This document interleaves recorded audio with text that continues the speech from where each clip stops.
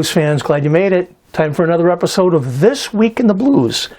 It's your weekly take on blues history. I'm your host, Jimbo Big Train Madsen, with the blues band Big Train and the Locomotives. Now, we had somebody write in and ask if it would be okay to make suggestions about different blues artists that we may not have heard of. And it's like, yeah, absolutely, send them our way. You know, we want to hear about up-and-coming or blues artists who have been out there and doing the road thing and doing it hard, playing clubs and festivals, and they may not be on our radar. Or tell us about those early blues artists that made an impact in the blues and may have kind of faded from obscurity. We need to tell their stories too. So yes, absolutely, send them in. We want to hear about them. So with that, let's take a look and see who made this episode of This Week in the Blues. Mississippi Sheiks member Walter Vinson was born February 2nd, 1901 in Bolton, Mississippi, and grew up performing music locally. He rarely performed music on his own, but was regularly part of a duet, trio, or a group. As a member of the Sheiks, he worked with Bo Chapman and his brothers and co-wrote the blues standard Sittin' on Top of the World, which was inducted into the Grammy Hall of Fame in 2008. Vinson claimed to have composed Sittin' on Top of the World one morning after playing at a whites-only dance in Greenwood, Mississippi. Johnny Guitar Watson was born February 3rd, 1935. Now, this flamboyant showman and electric guitarist had a recording career spanning nearly 40 years and encompassed rhythm and blues, funk, and soul music. Watson's roots resided within the fertile blues scene of Houston, Texas. As a teenager, he played with fellow Texas future greats Albert Collins and Johnny Copeland. Texas blues guitarist and singer Jesse Babyface Thomas was born February 3rd, 1911.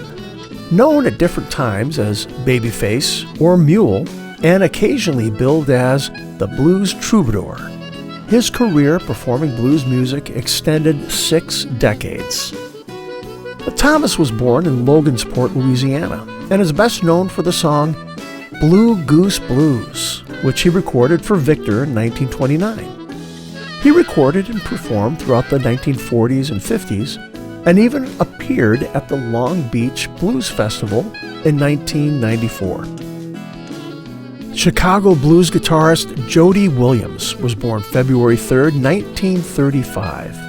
His singular guitar playing, marked by flamboyant string bending, imaginative chord voicings, and a distinctive tone, was influential in the blues scene in the 1950s.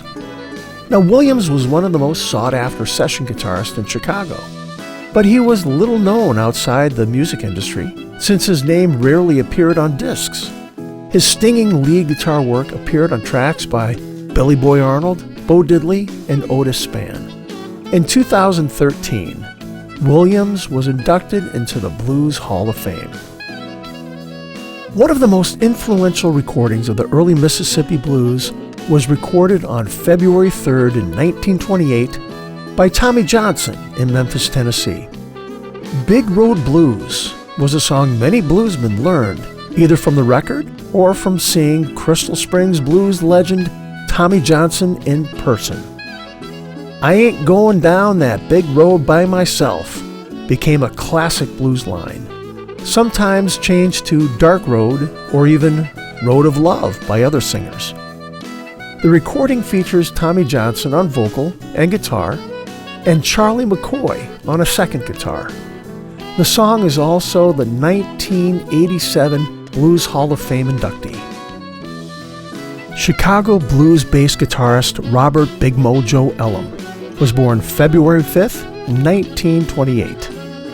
Although he recorded only one studio album in his long career, Elam was part of the Chicago blues scene for over 40 years.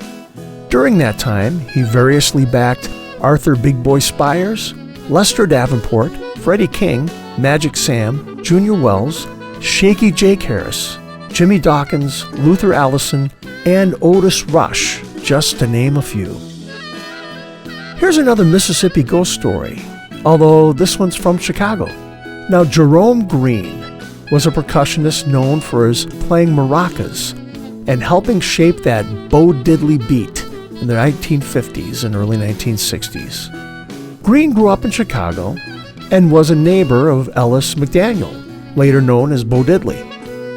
Needing to add percussion to boost his sound, but not wanting to have to carry a drum kit between venues, he recruited Green to play maracas that he made out of toilet floats filled with black-eyed peas. Honest-to-God truth.